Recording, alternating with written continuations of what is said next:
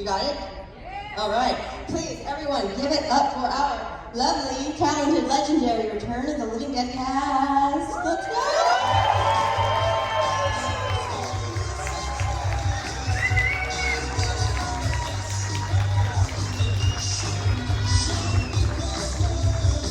I like sitting right by you. Okay.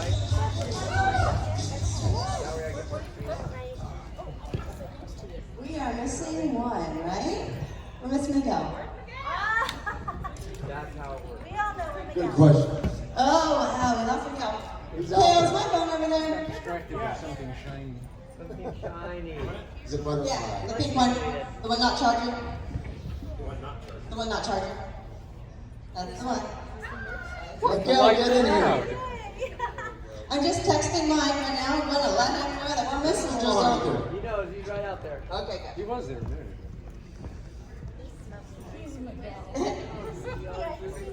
It's okay. Fly in here. And he's gonna make the entrance. And we're going to all be like, Oh no! We're done. Tell him we're done. Say, oh, Don't also say have boo. too late. Boo. You know that was his plan the whole time, though, right? That was his plan the whole time. We're done. He's gonna be coming in like, Okay. on Miguel. Whoa. You know he's a theatrical person. So let's say boo! Boo. No, when Miguel comes here, everyone get up and leave. That's You just have to say thank you and good night. What's up, Pam? I don't know how to do this. Put some hard thing next to my mouth. I'm sorry. check. Okay, you're good to Can go. you hear me now? Okay. So I do. I'll go find her. Lost Here we another. go. Okay. Come on, Miguel. That's the last we saw. Miguel Núñez. Miguel, out of here. Miguel Núñez. Have you guys seen Miguel? He's gonna get sucked I'm in the into kitchen. Miguel vortex. He's not here. And he was actually one of the us. Yeah, He's in my He was room. literally standing right out there with us. We all came in and he evaporated. And then he saw somebody who had some great merchandise. Anyone see Miguel Núñez? He went to go Have you buy seen it. Miguel Núñez? Is he in the bathroom? He was not in the bathroom. Follow him in. No I luck. want to hear what it sounds like. Is he out there? Is Miguel there? You know what it sounds like. We're looking for Miguel. I wanna You hear see it. Miguel? The funniest part is he's in there and we can hear him. This is See, he's in my ear. Can't find him. That's right. He tried. But he won't show up. Yeah, can't figure it out. I'll make an entrance. That's all right. We'll start without him. Yeah. Yeah, and if he misses too many questions, I'll just, you know. Okay, let's start with you, sir. I want to, again, ask each of you individual questions. This time I'm going to ask you about yourself, so it might be easier to answer. I would love to know about your acting, puppeteer journey for you, or directing journey, whatever you guys are doing nowadays. Nowadays. Yes, how did you start this? Well, nice of you to show up, sir. I had a blimp in a hanger.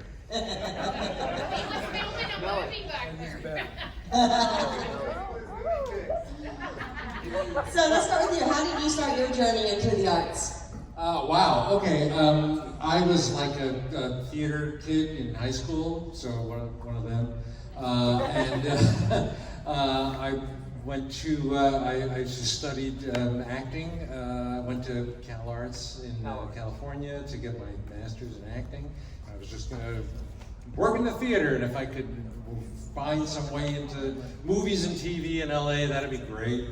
And then the next thing I knew, I was, at least for this, I was just at an audition, because as an actor, you just go out on auditions.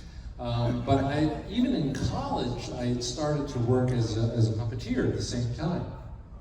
And so, all throughout the 80s, basically, I was doing both. I had a sort of a dual career. Sometimes I'd work as a puppeteer, sometimes I'd work as an actor, do commercials, things like this, and other films and things. And then by the early 90s, I started working as a puppeteer with the Jim Henson Company, and from then on, it was like I was so busy with that, I just didn't have time to go out on a lot of auditions for acting work again, and so the acting side of things kind of atrophied a little bit, but the puppeteering took off, and I've been busy doing that ever since. And I still do on-camera acting stuff occasionally. Just did a commercial at the beginning of the year, which was amazing because I hadn't done one in a while. But it's the way it is. It's always up and down for us, you know. But it's a fun life, and I wouldn't trade it for anything. And I'd also love to ask you guys, absolutely. I'd also love to ask you what you love most about puppeteering. Oh wow! It's such a unique skill set. It's a unique skill set. It's another form of acting. I don't differentiate too much between puppetry and acting. It's just acting with your hand, although you really do have to use your full body. And it's one of the reasons I think I'm still in relatively good shape at my age. I'm 103. Because it's a physical job. Even though people think of it as just holding up a puppet, in front of the camera, your whole body is always involved in it. And so that type of thing helps to keep you active and nimble, And it helps when you look like a puppet. Yeah. Well, that's the thing,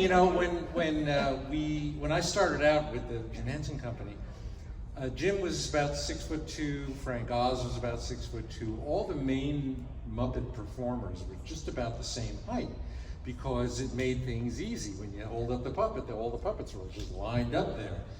If you had somebody who was 5'3", all you would see is their eyes peeking up. And so that, I think one of the positives I had going was I was the same size as everybody else who was already working there. So that was one of the reasons, just pure dumb luck, that I got in there. Awesome, thank you.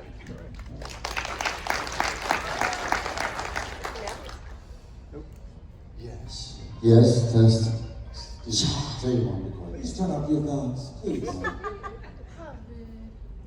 I got started early 20s, started pursuing it, started with the acting class, and got an agent, was doing a lot of commercials. I did one with Kermit the Frog, believe it or not, a commercial. For what? For it was a bicentennial coin that they were coming Oh, out. my 76? Yeah, I played, we were crossing the Delaware. He was George Washington. Kermit was George Washington. I was one of the other presidents. For some reason. It's full circle of a puppeteering world. And then I was auditioning. My first movie was a role in The Woman in Red, opposite Charles Grodin, and then soon after got cast in Return of the Living Dead, which was a long process. And that was it. That's how it kind of got started. Thank you. Yeah. Thank you, John. Thank you, John. Also a theater nerd in high school. Found I loved acting. I went to college. I went to USC, the Conservatory of Fine Arts. It's such a pretentious name. But I didn't know what I wanted to do. If I wanted to be an actor, so I moved to LA to be. I thought when I get out of school, I got to see if I could live in a city because I'm like a surfer from the beach, and I'm like, I don't know if I could live in a city. I ended up loving LA. I loved LA in the '80s. I just started doing plays out of college, and I got cast in Children of the Corn. Was my very first movie, and this was my fourth or something like that. Low budget, like horror movies, and I thought, well, these are just practice for when I get a better movie, but I'm not here for any of those other movies. I'm here for the low budget horror movies I did in the '80s. And but I worked as much as I could, and then I stopped working and started teaching surfing for like 20 years, and then it's just too hard, and then I got older, and I kind of retired. I left SAG. You're still in. I left SAG, and now I'm doing low-budget, independent horror movies and teaching surfing. So I have them both going on, and I love it. I dream about it. Acting has just been a great life for me. I've really enjoyed it. Thank you. Yay. Thank you very much. Are you from here in California? I was born and raised in California. Okay, that's it. I have a twin sister, and so my journey was a little different. We were born in Burbank, which is where all the studios are.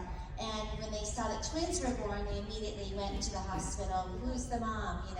and they tracked my mother down and put us in a movie called Shenandoah with Jimmy Stewart when we were tiny babies. And then we did other things from that. We did some commercials and some game shows, like I forgot now, like Who's The Way the Baby? no, we're growing up. It Takes Two, these different various game shows or talk shows and commercials. You should explain why twins are valuable. Yeah. Why do they use twins? Oh, twins are valuable because they can only birth babies and children for so long, and they have to switch them out. So if you've got twins or 30 triplets, minutes is the only time it can work. Only 30 minutes, and then you have to switch them out. When they get to 13. yeah. 30 minutes or until they get wet. Right. Until they get wet, he said. Until they get wet. But then my mom pulled us out when we were like 4, and so that's enough of that. Peppermint twins or something. No, we were not the Wrigley or Peppermint. We didn't do any of those. And then I was, I think, 17, and I had a friend who was at the studio, I forget which studio, but General Hospital. And the casting director walked by, and he said, "Hey, are you an actress?" And I said, "No." And he says, "Yeah, you are. Come meet her." And so, it was crazy. And so then the next day I was on General Hospital. And it was, yeah. And then from that I got a manager and an agent, and just went on from there. So, but I'm also, my family's in the film business. My mom is a production designer. My husband's a production designer. So I kind of grew up in the studios where I'd go over. My mom did Goonies, and so I went to the studio and hung out there. I was always just on the lot hanging about, so it was just really funny. You know, it was a natural progression for me. That's almost like a 42nd Street situation, you know, just fell into your lap. Yeah, just yay, fun. That don't happen for black actors. I was on the set. He said, "Are you an actor?" I said, "Yeah." He said, "No, you're not." Joel, what about you? Oh, what about me? That's over there, Mike, and Oh, sorry. and let's hear about your acting journey. My acting journey. My father shot himself when I was 5. I was kicked out of the house. I ended up in a strip joint. Is this real? Here we go. You ended up where? In a strip joint. Strip joint. Yes. That's why I'm at. She was a waitress. Okay, take it easy. And that's where. Many jobs. Now wait, listen. And then, so in the course of being a strip joint at that time, those 80s movies, those like The Van, and whatever, My Tutor, Zapped, anytime that there was a topless scene, naturally, to get the girl in the strip joint, any of that stuff. So that went through years, but it was great money. You know, it didn't really hurt my mind, sort of. I mean, I did a lot of drugs, so that's probably why it didn't hurt my mind. And then all of a sudden, this customer comes in, and he's smoking this horrible cigar, and I'm like, "Can you please put that out?" And I got in an argument, and then he asked me if I wanted to be naked in a movie, and I said, "Fuck no, dude. I mean, not naked up here, I can't take it." And he goes, "Well, I guess you just lost out in part." I said, "Wait, you're my best friend. Let's go through your script." What was his name? Dan O'Bannon. Oh. So when I was looking through the script, I said, "I'd like to play this girl Tina." "No, you're not sweet." And I said, "Well, what's this other girl's name?" "Well, I don't know, I haven't figured her out yet, but she likes to party." "I do too!" So that's how it came about. I created the name Casey only because, I don't know, that's what came to me.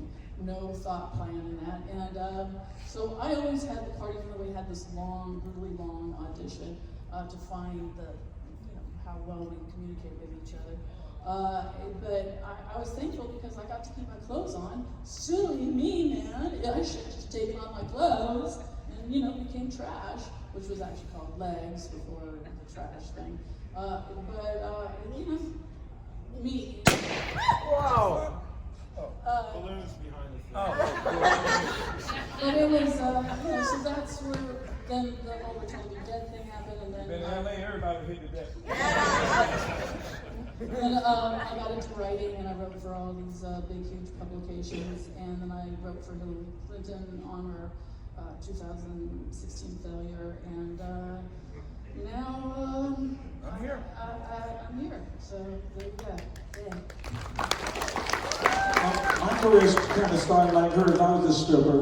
And, well, my career is definitely, I'm from North Carolina, deep in the country, and every single day of my life I said I was going to be a movie star, and everybody said, "How is that possible? You're skinny, you're ugly, you're poor, you're black, and you're on a farm." It's not possible. Graduated from high school, just like I told you 4 months later, I made 3 bologna sandwiches.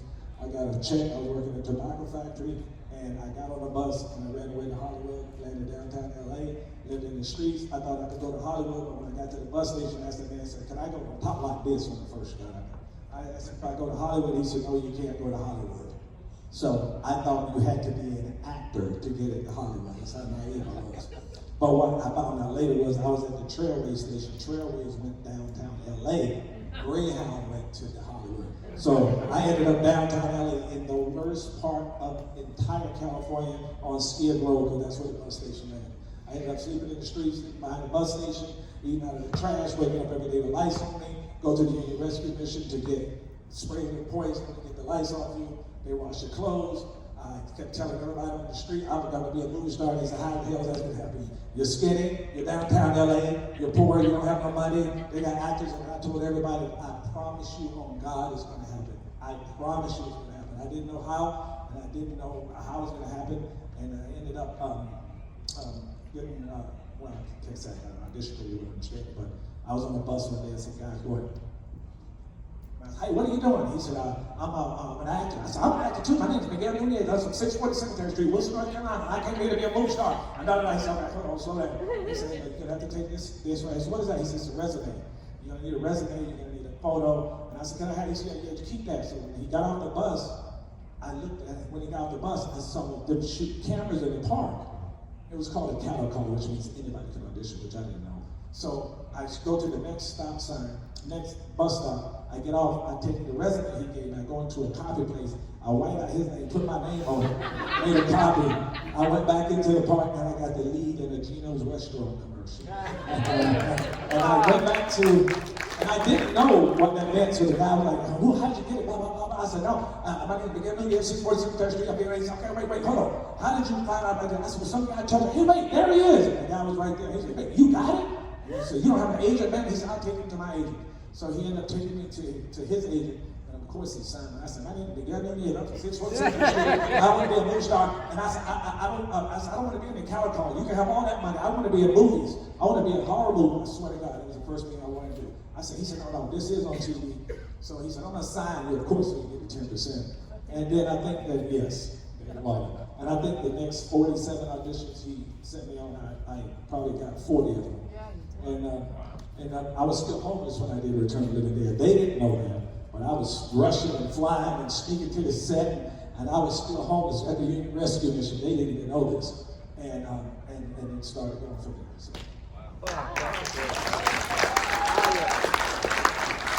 That's an amazing story, both of you two.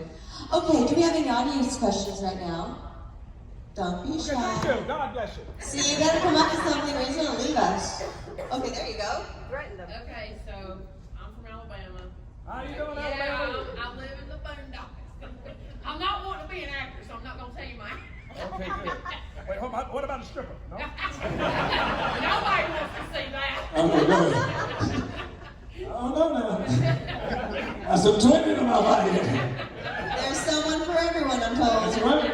I've already found my someone. He's at home with my kids. Yeah, you did find it, man. Did you come out here by yourself? All right, go ahead. No, I ran out here by myself. So, did that change your trajectory from you going to Return of the Living Dead? Yeah, you going there, did it change your directory and start where you needed it to start? What started was the auditions. When I got that, then the next audition I got Friday 13th. I got there in 80 and 87. I was on tour duty. I got a lead in a big series on CBS, and I just never lost an audition. Well, was you able to get from being homeless? Oh, hell to the yeah. I'm talking about from this movie. Did that? Oh yeah, definitely. Absolutely. Got my first apartment, got my first car, everything. And we didn't get paid a lot of money though, man. Don't get it twisted. Did you keep giving your address?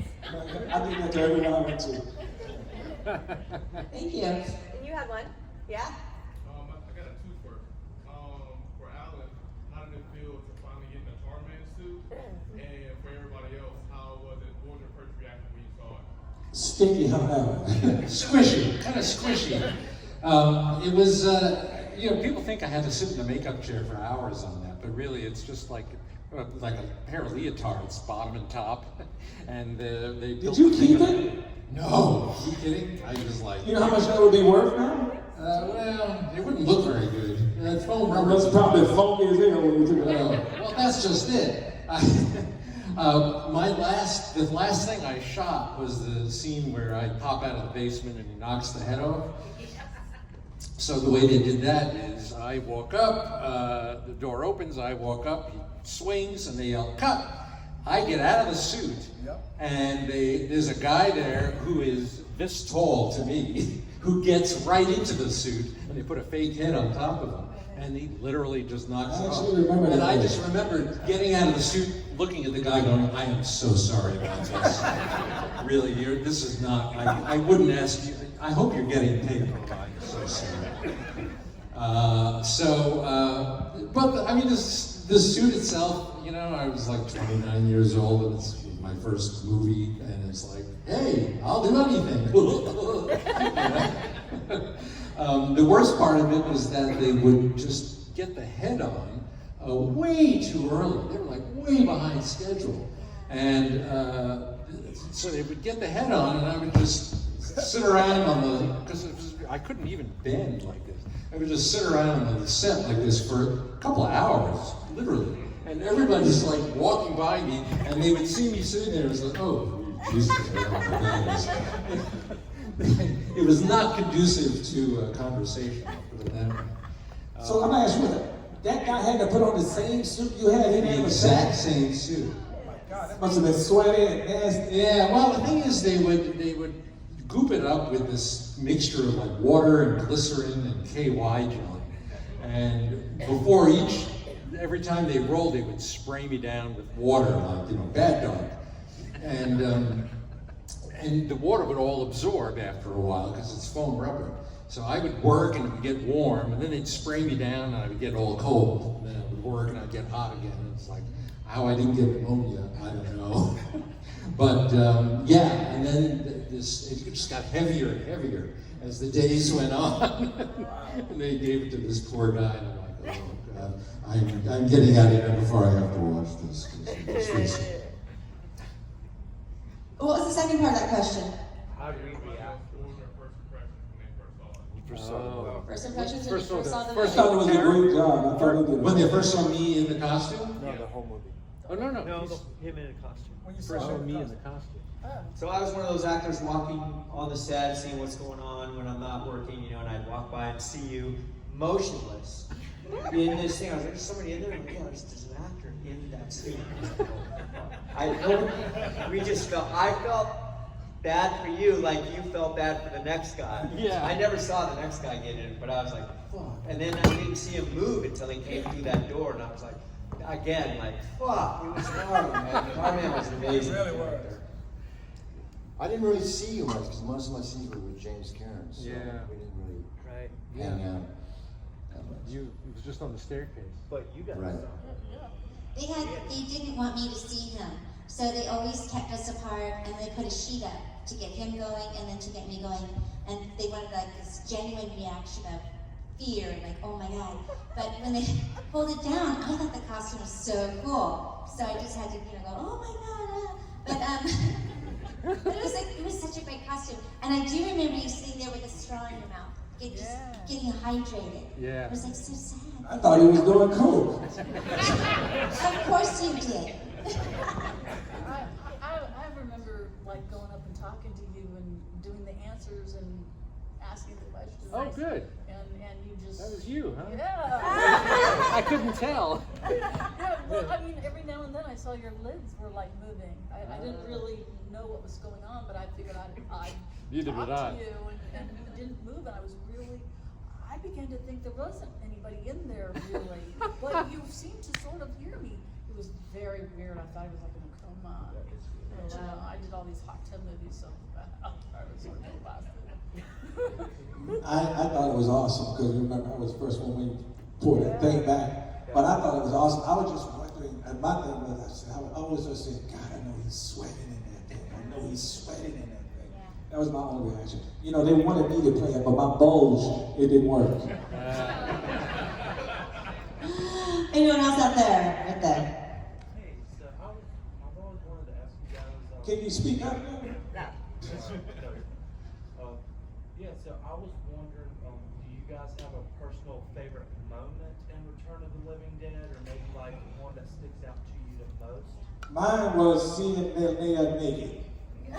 Because I did not know you could be naked like that. I was shocked when I was like this when she was dancing. I went, yeah, that was real. I literally didn't know you could be like that naked on a film, so I was shocked and happy. So I was just shocked they didn't kill Tina. You know, really kill Tina. I thought it should be done sooner. My favorite moment was we had been working for a couple of weeks on rehearsals, and then the first day of shooting, when we all had our wardrobe on, and we all looked so, well, we saw great. You know, the costumes and the hair and the makeup, that was like just unbelievable for me. And then also the last scene with me and Ernie, that really held a special place in my heart. Yeah, it should have been done harder, faster, sooner. We're gonna get COVID, right? Definitely. When I saw Tarman come out of there and Clue Gallagher had to knock his head off, when they set that up and he knocked his head off, that was my favorite moment because anything could have happened to that guy, you know. Clue swinging a baseball bat, full thing. Now what do I do like? And I'm like, oh Jesus, we're gonna see someone get killed. You know, I thought we were gonna maybe see someone get really hurt, and that's always fun. There's so many great moments, but the one that sticks out at the moment was when we were cutting the Yellow Corp's head off. And he gets up and Jimmy Caron's holding with the axe and runs right past James Caron. Clue's like, oh, because he goes right past him. So that was, and my favorite scene probably is the half corpse where she's on the gurney and they have the conversation where they're, why do makes the pain go away. People, not people, brains. Stops the pain of dying, which is really cool. Insight to the zombies. I think my favorite part was taking off the suit. At the end of the film, yeah, pretty much. Getting out of it all. You got a new suit in number 2. Yes, that was a completely different thing in number 2. Completely different. Thank you. Sorry. When you go to the bathroom. Especially if you're Miguel, how much of your dialogue was ad-lib? Was everything scripted? Oh, hell no. Probably 60%. He let me add it anytime I wanted. So, as a matter of fact, he let us all. He let us all do that. No, he let us all do that. What about Tarman? Was that your idea or was that in the script? Oh yeah, that was my idea. That's good. Yeah, man. Can you give any updates or for Trash's Revenge? Yeah, revenge is coming. Next? No, I don't know. Yeah, I think there's one more week of the crowdfunding. It's a gentleman in London who is producing and directing it. Linnea's starring in it. We all have parts in it. And We do. you did yours. You did, remember? You did it. I did? Okay, He okay. forgets, I have to remind him. I forgot. Yeah, you did, but yeah. Anyway, but it should be, right now he's doing the crowdfunding that's almost done. He also has some private investors. And so hopefully it'll get rolling this year. We're all really excited about it. It's kind of like a Norma Desmond thing where she goes into Hollywood and she's older now and she doesn't get the reaction that she used to get, and so she wants to get her revenge. And I'm really excited because Thom and I have a great number. It's a musical number, and he'll be singing, and I believe I will be getting killed. And it's the revenge part. And also they're bringing back James, Karen, and Don Calfa. Everyone's freaking out about it, about CGI and AI, but it's not going to be like that. It's just it's almost like a memorial to them. It's going to be really lovely. The movie's not like all CGI and all AI, so it's going to be okay. I know people are making a lot of writings of saying, oh my God, what are they doing? They're crazy, you can't do this. But the families have signed on after knowing what's going to happen, and they all agree that it would be a lovely tribute to them. So, yeah, thanks for asking that. Yeah, and it's definitely coming because I hit her up. I had somebody wanted to give them $3 million, and they never even hit me back. So I guess the crowdfunding is really going well. It was very troubled because of the other person that's doing another movie that they say return. I can't say too much because we're in a lawsuit against that fella because he tried to sue us. And, We want you all to write him and call him every kind of name in the book. Give us the address. There you go. Right? Yeah. Who with me? Oh yeah, we have all the original music in Linnea's movie. We've got all of the most of the cast and the production designer, and I'm hoping it's going to be great. I'm very hopeful. You never know how movies turn out, but I'm hopeful. I think it's going to be great. We're going to call it great. Yeah. And we're going to all support it. Yeah. And we're going to make sure it does great. Yeah, and the other guy, we'll have to read about that story. We're not allowed to really talk about Don't do that it. side. Thank you. Wonderful. I have a question. Are you guys surprised at all, or do you have feelings about the longevity of this? Shocked. It's like, I mean, zombies existed before Romero. You know, there was a Lugosi white zombie, Luton, one of the zombies. But you know, in the modern era, we really have the Romero, Lucio Fulci zombie, and Return of the Living Dead. I think it was your guys' film that did the whole brain, you know, zombies craving brain. And we ran People fast. think that's from Romero, and it's not. No, it's from your guys' film. Thank you. And this film is still so, at least, you know, coming from the heart community, this film is so incredibly beloved and cherished, even today. It's so watched. We had no clue, brother. We had no clue. No one knows. Think about the actors who might have turned this down. You know, we made more money doing this than we did on the films. You know, Leslie Nielsen turned this down. Oh, where is he? He could be sitting right here making money. Going, right? But no, we didn't have a clue. No one had a clue. You don't know what any film will do. You have no clue. And I know, I can speak for all of us, we're as shocked and surprised that it has legs and that it's doing what it's doing now. And we know how lucky we are. We all appreciate what we've got. And we actually love each other, really, truly. Say again. I'm gonna take her tequila away. We really do. No, we are surprised. We do love each other. I mean, what you see on film is actually, she still directs us and tells us what to do. That's a really amazing part. It's like she was always doing that during the movie. Yeah, she was telling, I mean, why are you even in the punk rock crowd telling us where to go to get your boyfriend? And you're keeping us on schedule. I mean, you know, what the hell? And she still does it. She books the airplanes. She does these around, what is, you know, multitasking. She does everything. The texting. What she's trying to say is Ben is Mama Bear. Absolutely. Yes, you're Mama Bear. Yeah, but you're right. Return is has become bigger than itself, only because of the fact. I mean, you can ask somebody what a zombie's eat, and they say brains, and they haven't necessarily even seen Return of the Living Dead, but they know zombies eat brains. So it's the movie's become part of pop culture. The thought of zombies eating brains has done, and I've seen it a million times on different shows. The character on Scooby-Doo, and the guy's going for brains, and the Glee, the musical Glee TV show, they were going for brains on that movie. I was like, that's why I was at home watching it. It was wild. And our zombies had thought too. Remember, send more cops. You know, send pandemic. You know, they were thinking zombies, so it kind of added a whole new twist to it.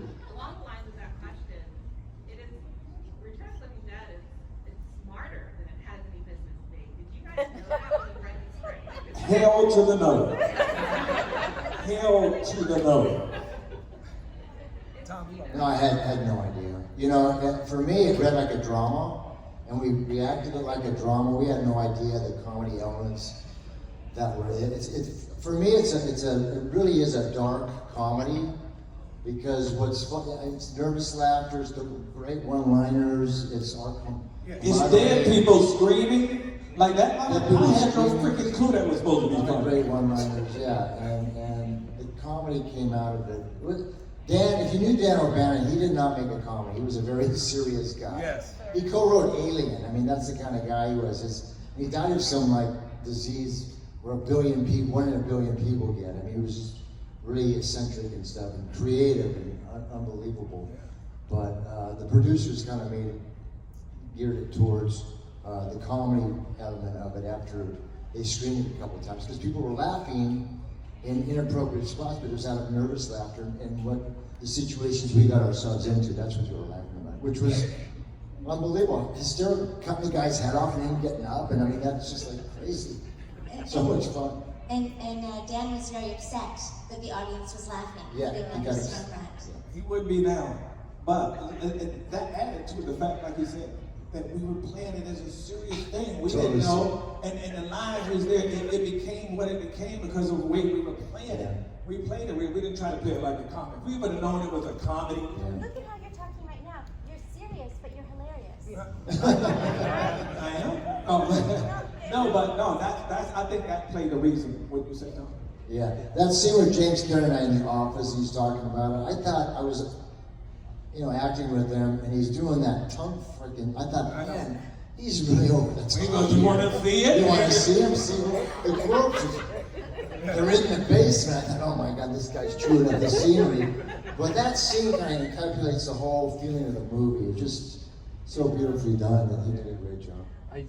I remember when I first got the script, I'm like, my whole background was theater, right? So you analyze the text.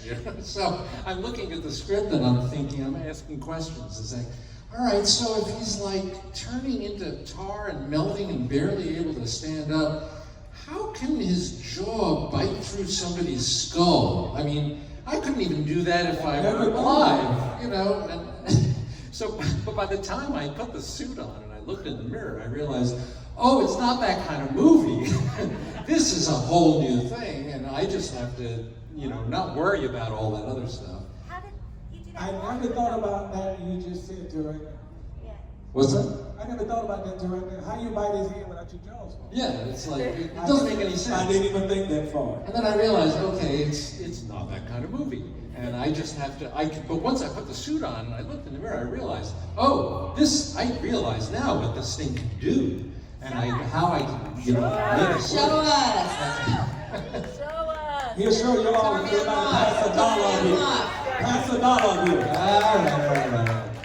Make it breathe. So the way I was thinking of it is because he's barely being held together, that his pelvis might just sort of squirt out from him at any moment, right? It's just barely holding him together. So that's how this sort of rocking thing started.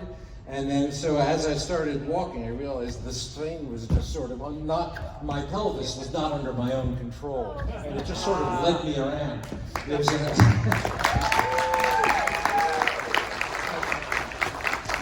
as a serious actor, we all look. Sometimes we look for the center of our character, physicality, the center. Some characters lead from their their chest or whatever. For me, it was my pelvis, but not in that sense. I just have to say something. John Philbin is the greatest boyfriend ever. I mean, I just didn't see it back then. I was young, but when he, oh my God, we're together, we're about to die.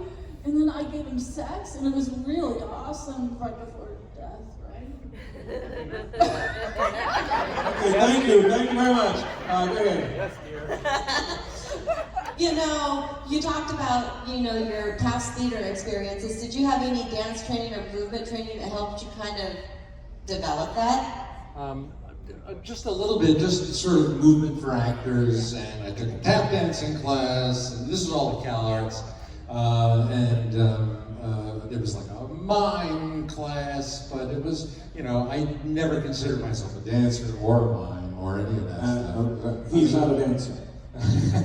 Well, tap is all four. But I've always been, I've always been very just sort of physically present in my performances.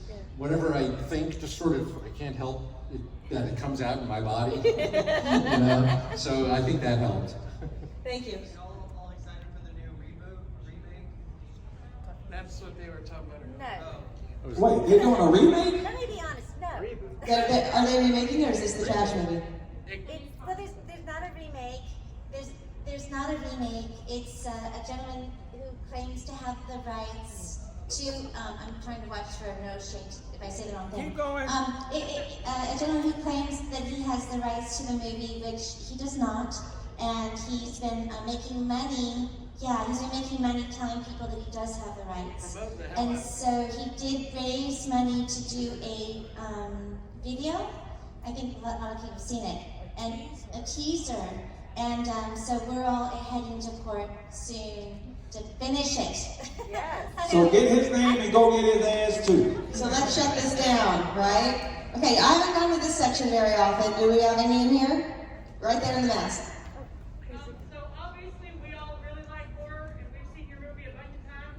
But what do you all really like, and what kind of movies do you all watch and rewatch and consume and obsess over and quote? Gladiator. Mine is Shawshank Redemption. I love that movie.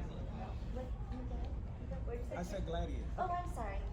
I just like, I like romantic Sure comedies. is. Yeah, I like romantic comedies. Do you have a favorite? Not like, there's, well, I won't remember the name of it. No, not the Notebook. I don't care for that. Freaking note. It was beautiful, but yeah, I can't think of it. But it's one where Deborah Messing hires a guy to go. That's right. Oh, Wedding I Day. love you guys. That's such a fun one to me. Yep. Love it. My favorite movie is a Coen Brothers movie called Miller's Crossing. It's a noir detective movie. It's my favorite movie. I fucking love that movie.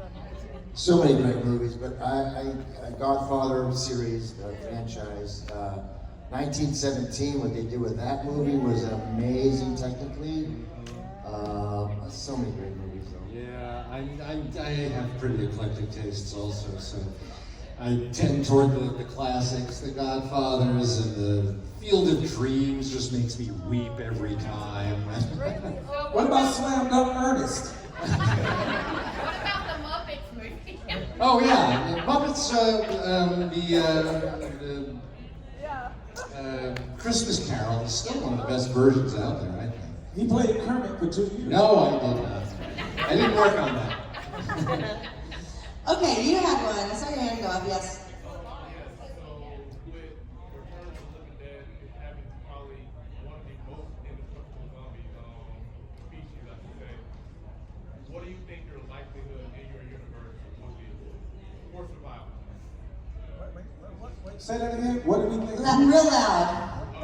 So with Return of the Living Dead zombies being probably one of the toughest zombies to kill in your universe, what is the likelihood of your survival? Do you think that you will have? Oh, for us, if we were in a world where no zombies were out. I would definitely survive. 100%. Oh, yeah. I would have Chuck. Eat my brain. Yeah, Chuck would be protecting me, and we would survive. Yeah. I think so. Yeah, I don't know. That's a great question. I'd have to. I fight. I'd probably finally get to Tina, you know, if the nuke didn't hit us, and she'd become a zombie. And we would have zombie babies together. And zombie kittens and zombie cats and dogs. Good family, talk about zombie apocalypse. I just think I'm all about the nuke, dropping the nuke on us, because I didn't think that any, I know, I was like, oh, they just fuck. But before, I would like to go out making love to Casey when a nuclear bomb drops. I would have found Linnea. And let her bite me in my head. Did he Kill. Anybody else? He is a zombie. Yep. He kills. Well, what about for you as Allan? Would you survive? He just said. No. He just went. Oh no, I would be like the first to go. I said, sorry, I can see where this is heading. Just Go ahead, bite down. Let's go. I can't run. Yep. Was it easier to survive the zombies or Jason? Oh, good. Well, you did it. Zombies for me because I didn't die. I got nuked. And Jason, he got me taking a shit, so he ain't got no respect. He got no respect for anybody. He kill you anywhere you at. At least wait till I white and come out. Is it easier to survive zombies or Jason? Well, that's a weird question for me because I killed Jason and I was a zombie. So Killed Jason. I don't know. And You was thought you killed Jason, you didn't kill him. Correction! Tell you outside. Good question. How often are people screaming these damn enchiladas at? All the time. That, ooh, baby, ooh, baby. They say they do that when they're at home. Like if his wife's in the bathroom, he said, them damn enchiladas, and she said the same thing. All right. One there, and then one there, and then we're wrapping it up. You were an authorized cremate. Who ought to play each one of y'all in a perfect world? Oh my God. Yeah, There were an author. go get a loan out of your house and make it happen. I agree with you. I think that would be good. Who would you cast as yourself? Me. That's not the question. Me. I could be a zombie. And then again, you never saw us die, so all they got to do is start the film with us coming out of stuff. And we survived. Oh, I make a hell of a zombie though. Yeah, I make a hell of a zombie. Like, come here, I did you. Yeah. And how many times I said that in the film?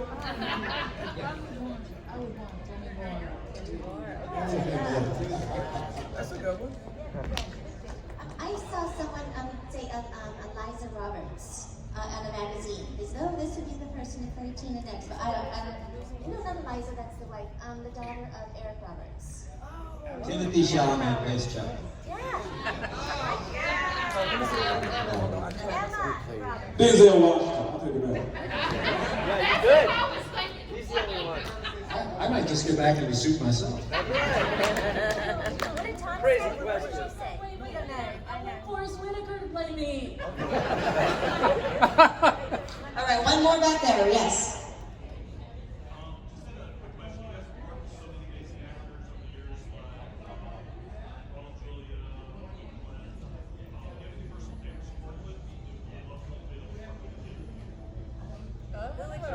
My favorite, I have to say, is Eddie. Favorite actor. Eddie Murphy.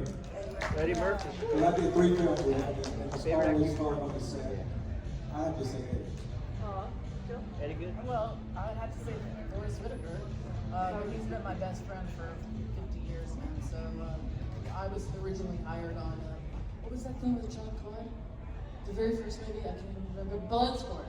And then we had a little issue, and anyway, Forrest Whitaker is who I would. Did you ride him? Did I ride him? Oh my God! I'm just curious. I was going to call him and ask him. Go ahead. I just worked last year with Robert Romanus, and he's here from Fast Times at Ridgemont High. He was so great to work with. I just loved it. But besides all of these people up here, he was about. Patrick Swayze. Patrick Swayze, without a doubt. And after that, Kurt Russell. So there you go. For me, I like to have, I did a thing with George C. Scott, which was pretty amazing. That was pretty cool. I did a special with Dolly Parton once. She had a TV series in the 80s, and she had a Christmas episode that had some puppets on it. And so I got to do that episode, and man, she's just like amazing. She's just amazing. Did you look in her eyes when you spoke to her? Well, the thing is, or did you look down? we're at the table just reading through the script on the first day of rehearsal. And usually you just skip over the songs. Okay, there's a song here, the song here, you skip over that. And she started singing the song a cappella in the room. And it was like the angels had just come down and filled the room with this golden light. I just couldn't believe what I was hearing. It was just amazing. So are you saying you want Dolly Parton to play you as a zombie? Sure. Why not? She's doing it. That's a good one. Okay, to wrap us up, I got one more question for you guys. Now, I have a podcast called The Dolls of Horror. When we cover a movie, we pick an epic line from each movie we talk about. And I would love to know, what is your epic line from your movie? From what? This movie. It doesn't have to be your own, though. I can guess Allan's. Brains. It doesn't have to be your own if you don't want it to be. Does it have to be your own? No. My line is one of Tom's line. My favorite line in the movie is "like this job." Oh, I love that. Which was an ad-lib, by the way. Which is an ad. Really? Yeah. That's how it happened. They're so There's good. so many great lines, but I love my oh fudge. Oh fudge. You know, I think I Well, I would have to say, fuck off and die. Because I loved you. I did. I really did. Oh, mine was I busted in the damn head. And stupid honkies. This job, I guess. I just want to say thanks to all, everyone for coming. Also, James Karen and Clue and Don Kaufman for being here. We wouldn't be a part of this, Dan O'Bannon. Renee is not here today. Jimmy, we found out we were on the second one that we had the same birthday, so we always shared our birthdays together every year until he passed. But you know, he was in his 80s, and I asked him. I said, Jimmy, you're young, you're still vital. What's going on? How do you get up every day and you're so positive? He goes, well, it's about routine. I said, routine, yeah. He goes, every morning without an incident, I go pee. And I said, 7:15, I go number 2, and then at 7:30, I get up out of bed. So that's what his routine was every towards the end. Guys, thank you so much.